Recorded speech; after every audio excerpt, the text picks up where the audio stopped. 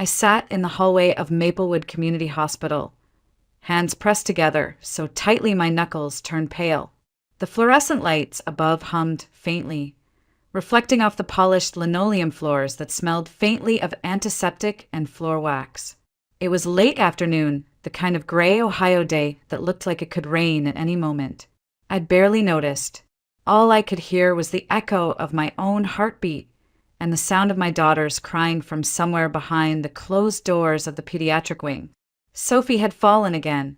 My sweet 7-year-old girl with those big, questioning eyes and hair like spun gold had bones as fragile as porcelain. One wrong step on the living room rug and her tiny frame had crumpled under her own weight. Another fracture.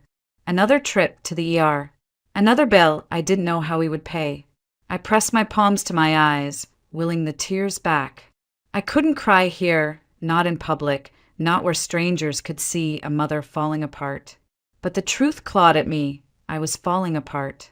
I was tired of the sound of casts being cut off and replaced, of painkillers and wheelchairs, of hushed conversations with doctors who said things like chronic condition and long-term care. I was tired of watching Sophie smile through it all, that fragile, heartbreaking smile of a child who had learned far too early how to be brave. Mrs. Whitman. I looked up to see Dr. Julia Ramirez, her face professional but kind, standing in the doorway. She's resting now. The break isn't as bad as last time, but we need to schedule another scan to check for microfractures. I nodded, my throat too tight to form words. When Dr. Ramirez left, I dropped back onto the bench and stared at the floor. This was our life now. Hospital visits, therapy sessions, medical bills stacking up like a cruel joke. Ethan, my husband, was working double shifts at the auto shop just to keep us afloat. I picked up extra evening shifts at the nursing home when I could. Still, it felt like we were treading water with weights tied to our ankles. And the house, our little one-story, wood-paneled house at the edge of Maplewood that used to feel cozy now felt suffocating. Every corner had been padded, every edge child-proofed, every rug removed. Yet no matter how careful we were, Sophie's bones still betrayed her. Sophie never complained. That was what hurt the most. She'd say things like, "Don't worry, Mommy, I can still draw," and she'd sit on the couch with her sketch pad, smiling through the pain. She loved drawing so much: houses, flowers, animals, anything that made her feel like a normal kid. I thought of Ethan, probably hunched over an engine at that very moment, oil on his hands and exhaustion on his face. He'd barely looked at me this morning before rushing out the door. He was shutting down. I could see it, and I didn't know how to reach him anymore. And then there was the money. Always the money. Even with insurance, the out-of-pocket costs for her treatments were crushing. Dr. Ramirez had mentioned a foundation, a charity program that might cover specialized equipment. I'd mentioned it to Ethan last week, and he'd waved me off, his pride wounded by the idea of asking for help. "We'll figure it out on our own," he'd said, but I was no longer sure we could. The hallway grew quiet as evening visiting hours came to an end. I pressed my hand over my chest, trying to steady the pounding beneath it. I had no answers, no solutions, just a child who kept breaking and a marriage that felt like it was splintering too. Through the door, I heard Sophie's voice, faint but determined. "Mommy?" I stood quickly, wiping at my cheeks before stepping inside. She was lying there, small and pale against the hospital sheets, her sketch pad balanced on her knees as if nothing had happened. She gave me that smile, the one that both healed and broke me in the same breath. I took her hand, kissed her knuckles gently, and whispered, "I'm here, sweetheart. I'm right here." Morning sunlight spilled weakly through the thin curtains of our little one-story house, highlighting the scratches on the kitchen table and the stack of unpaid bills pushed into a corner like an accusation. I stood at the counter pouring coffee into a chipped mug, watching Ethan tighten his work boots. He didn't look at me when he said, "I've got to stay late again. We've got 3 engines torn apart right now." I nodded, even though he wasn't really asking for permission. He was always tired now, always somewhere else in his head, thinking about invoices and overtime hours. I couldn't blame him. He was carrying so much on his back, but so was I. Sophie sat at the table with her right arm in a cast decorated with doodles. Little flowers and suns she'd drawn herself. "Can I bring my sketch pad to school, Mom?" she asked. "Of course, sweetheart," I said, managing a smile. She never went anywhere without that sketch pad these days. She was a different kind of 7-year-old. Most kids wanted to run, climb, fall, get back up. Sophie knew that falling could mean weeks in a cast, so she poured her energy into drawing instead. Ethan brushed past me to grab his keys.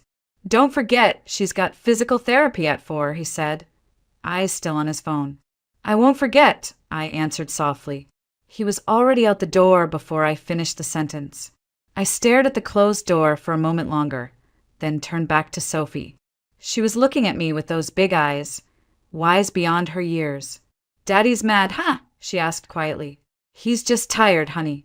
"We're all tired," I said, kneeling next to her chair and tucking a strand of hair behind her ear. I kissed her forehead and whispered, "It's going to be okay." But I wasn't sure I believed it anymore. After dropping Sophie at school, I went to my shift at Maplewood Care Home. I worked as a nurse's aide part-time because Sophie's appointments and injuries kept me from holding a full-time schedule. It wasn't glamorous work, bathing patients, lifting them in and out of wheelchairs, taking vitals, but I liked the old folks. They reminded me that life could still have moments of grace, even when your body was falling apart. Still, all day my mind replayed the sound of Ethan's distant voice, Sophie's fragile smile, and Dr. Ramirez's suggestion from last week, a foundation that could help pay for a custom lightweight brace and mobility aids. That night, I brought it up again. "Ethan, there's a foundation that helps families with kids like Sophie. They could cover the cost of—" He cut me off, wiping grease from his hands with a rag. "Claire, we're not taking handouts. I can pick up more shifts. We'll figure it out." I stared at him, frustrated. This isn't about pride. It's about Sophie's life. She could move better, maybe even play outside like the other kids. "Like the other kids," he snapped, dropping the rag on the table. "She's not like the other kids, Claire, and no brace is going to change that. I'm doing everything I can." "What are you doing? Part-time hours? You think a charity is going to fix all this?" The word stung, cutting deeper than he intended, I knew, but they still hurt. Later that evening, Sophie sat on the couch drawing, oblivious, or maybe just pretending to be oblivious, to the tension swirling in the room. She looked up and said softly, "Mom, can I draw a picture of you smiling?" I nodded, my throat thick, and sat still while she sketched. When she handed me the paper, it was a smiling version of me I barely recognized. "You look happy there," she said. "Yeah, I guess I do," I whispered.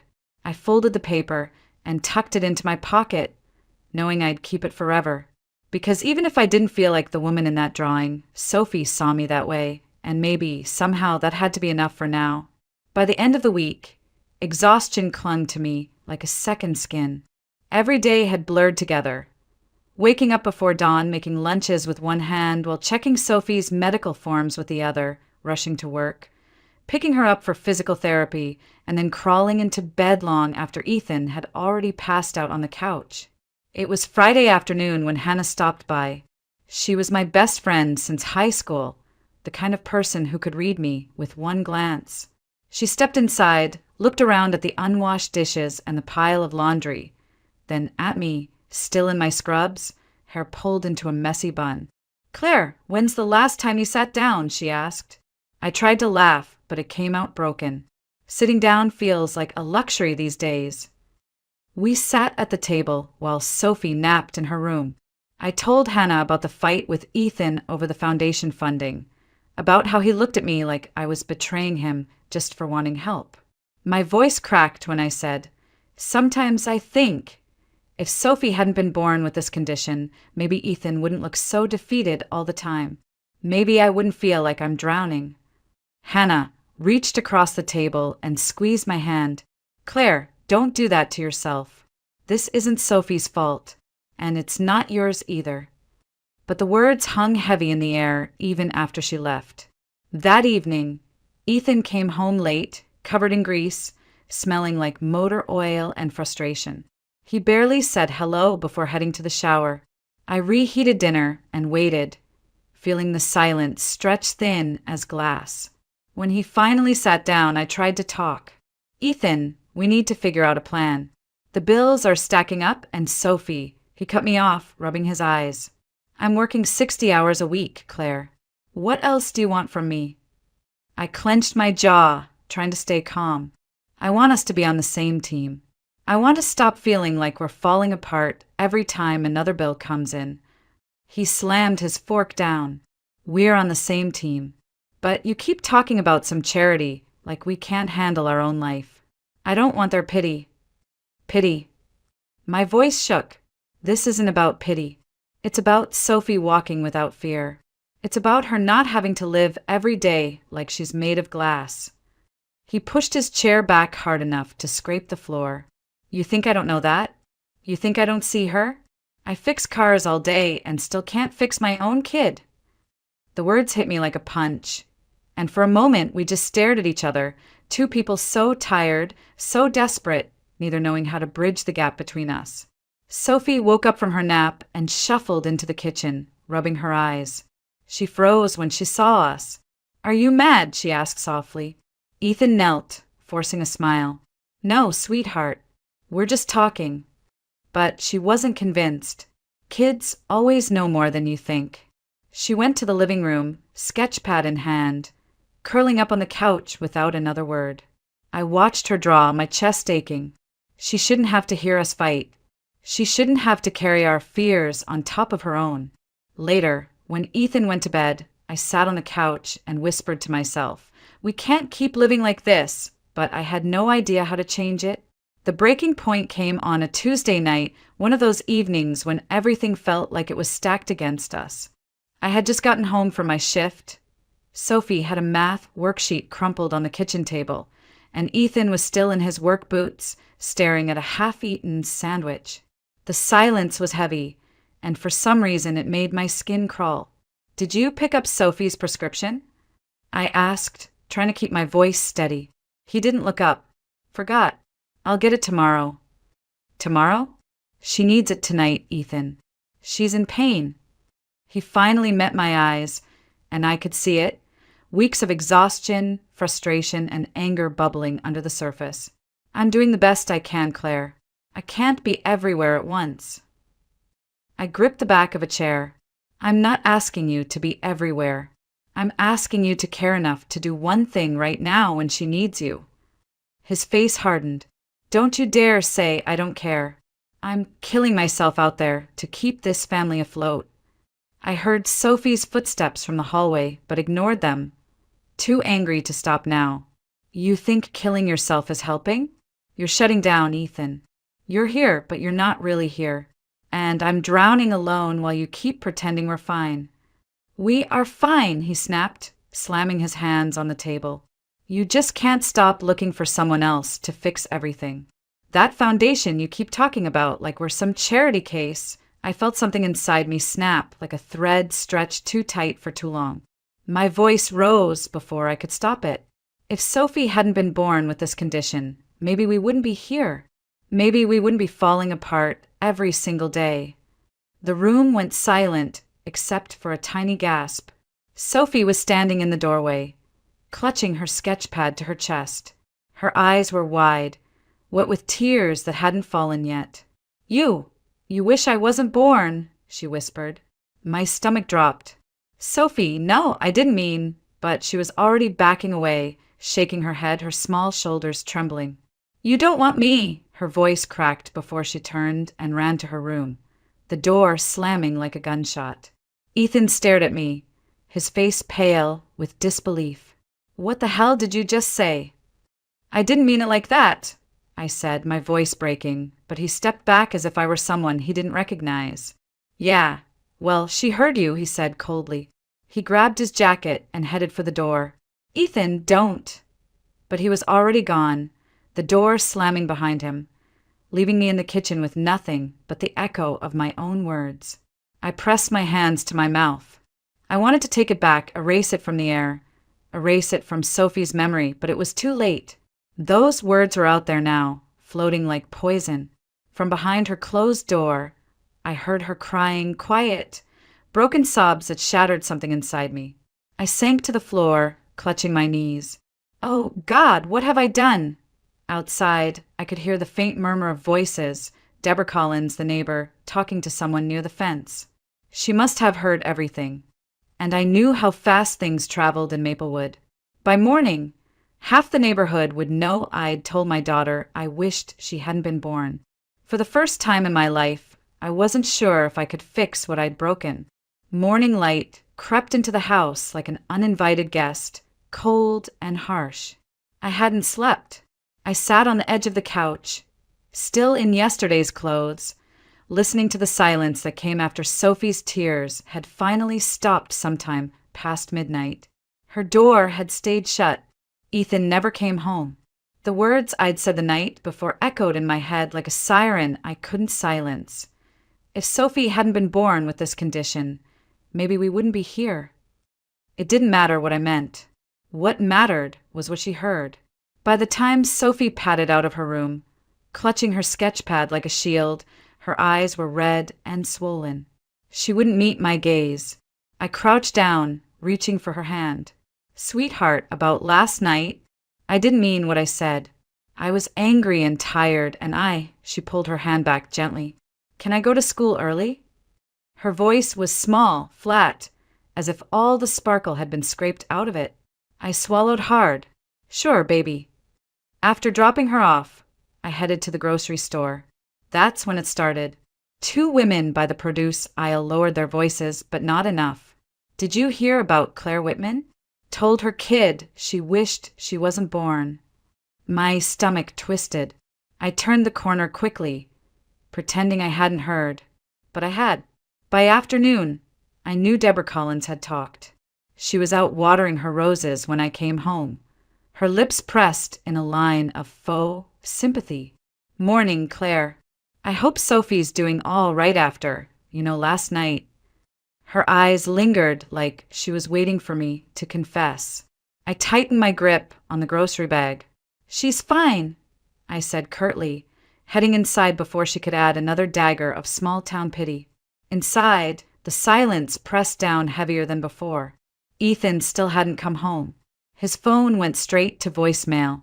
I paced the living room, trying to figure out what to do next, until Hannah showed up without calling. She stepped inside and shut the door behind her. Okay, what happened? I just heard from someone at the school, and they're saying. She stopped at the look on my face. Oh, Claire! Tears welled in my eyes. I didn't mean it, Hannah. I was so angry, so scared, and it just came out. And she heard me. My voice cracked as I added, I don't know how to fix it. She thinks I don't want her. Hannah sat me down and held my hands. Listen to me. You made a mistake, yes, but you love that little girl. She knows it, even if she's hurt right now. But you need to show her, with actions, not just words. I wiped at my cheeks. I don't even know where to start. Ethan's gone. Sophie's barely looking at me, and half the neighborhood thinks I'm some kind of monster. Hannah hesitated before speaking again. Then maybe it's time to get some help, Claire. Call your mom. I know it's been years, but she might be able to help, or at least give you a place to breathe for a minute. The thought made me flinch. My mother, Margaret, and I hadn't spoken in almost 4 years. Too many arguments about life choices and pride. But maybe Hannah was right. Maybe I didn't have any pride left to lose. That night, Sophie stayed in her room again, sketching quietly. I sat outside her door, listening to the scratch of pencil on paper, wanting so badly to just open it, scoop her up, and erase last night. But I stayed there, knees tucked to my chest, whispering through the door. I'm sorry, baby.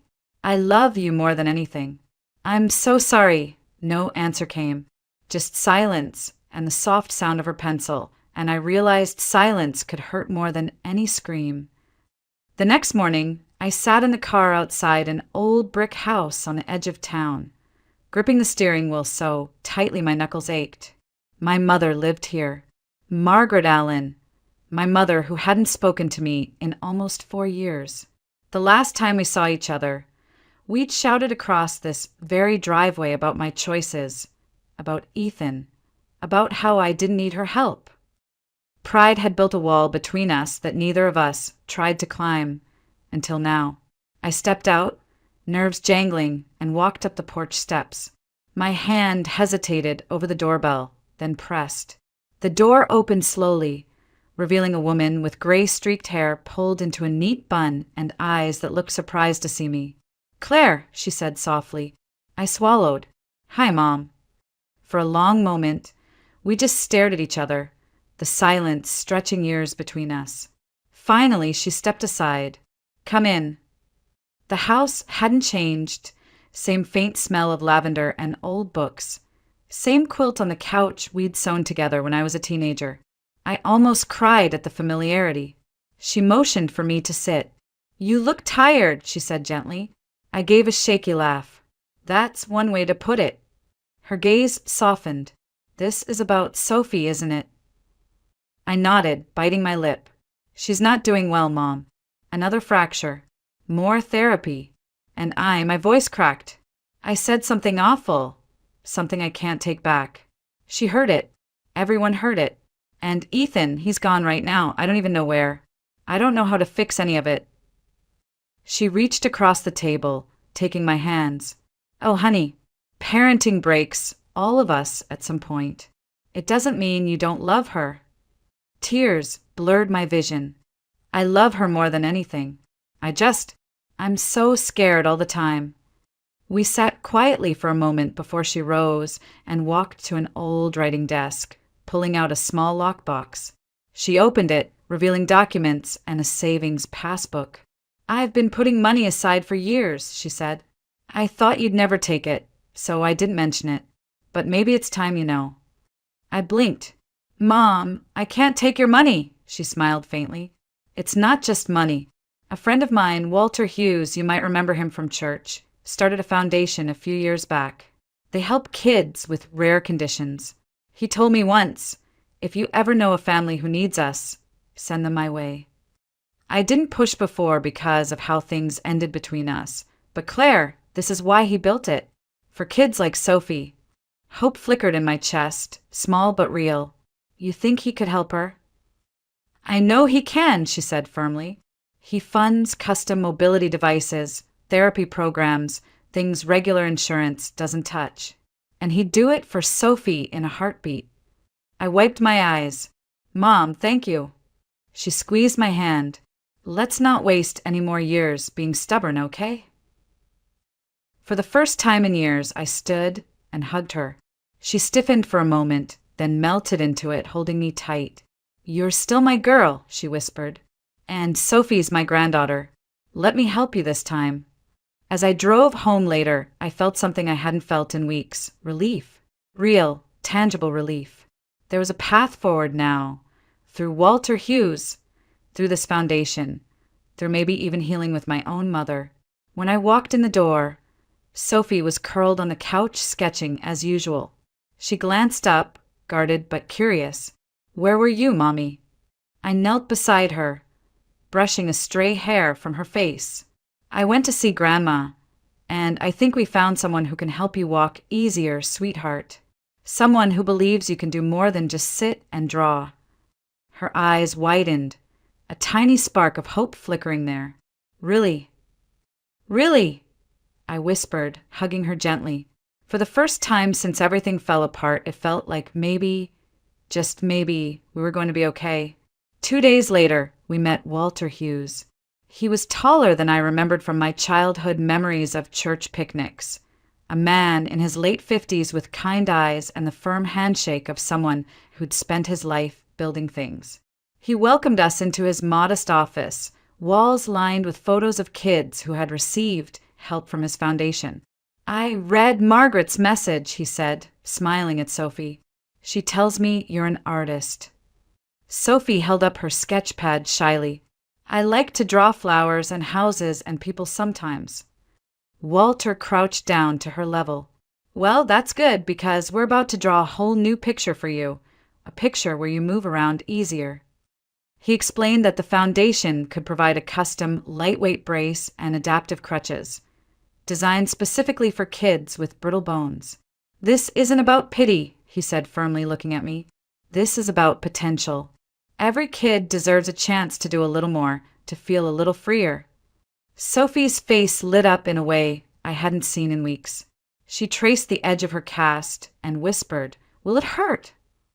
Walter shook his head. "Nope. It'll feel different, but not painful. And we'll have a therapist show you exactly how to use it." For the first time since that awful night, I felt a genuine smile tug at my lips. "Thank you, Walter. You don't know what this means." He chuckled. "I do, Claire. Trust me, I do."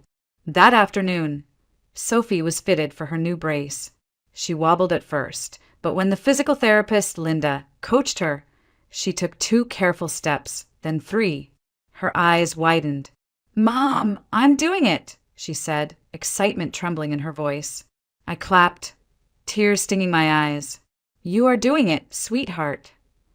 When we got home, Sophie went straight to her room and drew for over an hour. When she emerged, she handed me a drawing. A little girl standing on 2 legs, smiling wide, a brace on her leg and a sun overhead. She'd written at the bottom, "Me, walking like everybody else." I had to turn away so she wouldn't see the tears sliding down my cheeks. Ethan still hadn't come home. He'd sent a brief text saying he was staying with Marcus, his co-worker, to clear his head. It hurt, but part of me understood. He'd been carrying his own storm. That night, Marcus called me. "Claire, I think you should know something," he said, voice steady. "Ethan's been blaming himself for everything. Sophie's condition, the bills, even what you said. He's talking like he's failed as a husband and father." I swallowed. "Marcus, can you talk to him? He listens to you." "I already did," Marcus said. "Told him this isn't about failing, it's about being human. And about stepping up instead of running away. I think he's starting to get it."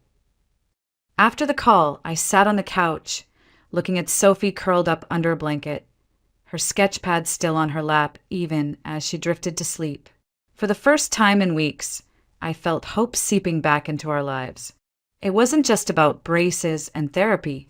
It was about second chances, about finding a way back to each other.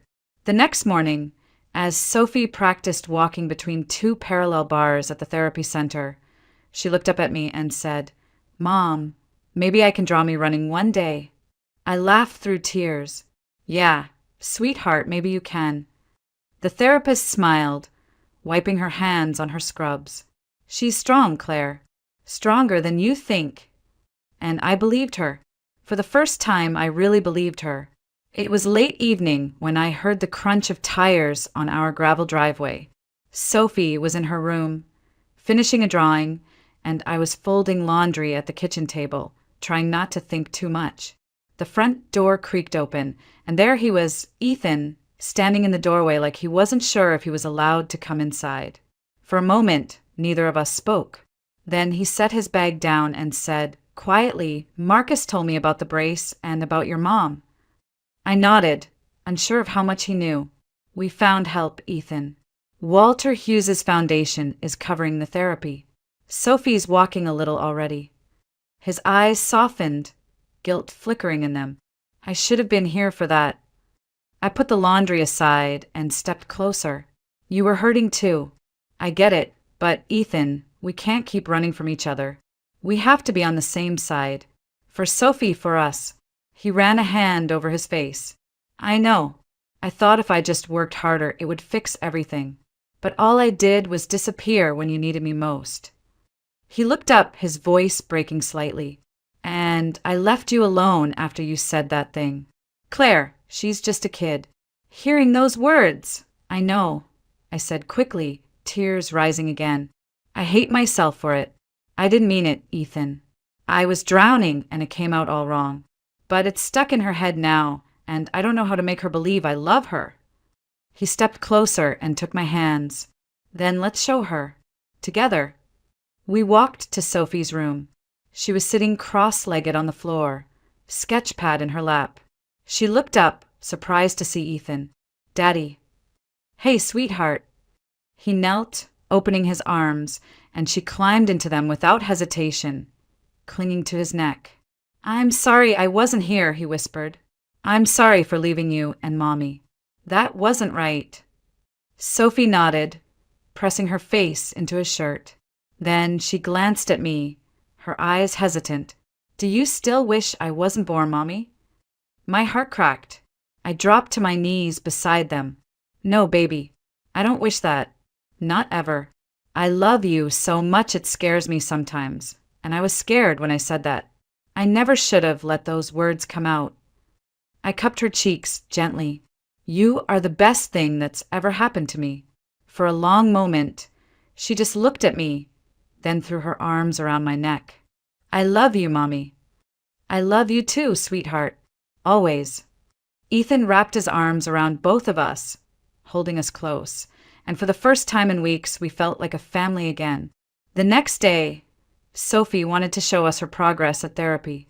As she walked carefully with her new brace, a few neighbors, including Deborah Collins, gathered by the sidewalk.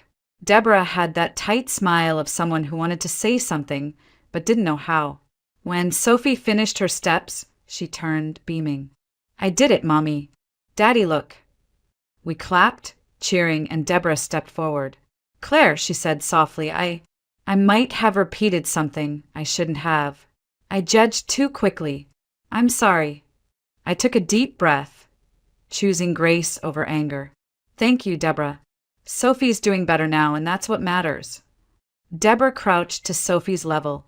"You're very brave, young lady. Keep showing us how it's done." Sophie smiled shyly, clutching her sketch pad like it was part of her. "I'm drawing me walking today," she said. Deborah nodded. "I hope you'll show me when you finish." For the first time in weeks, I felt the weight on my chest ease. Not everything was fixed, but we were finally moving in the right direction, together.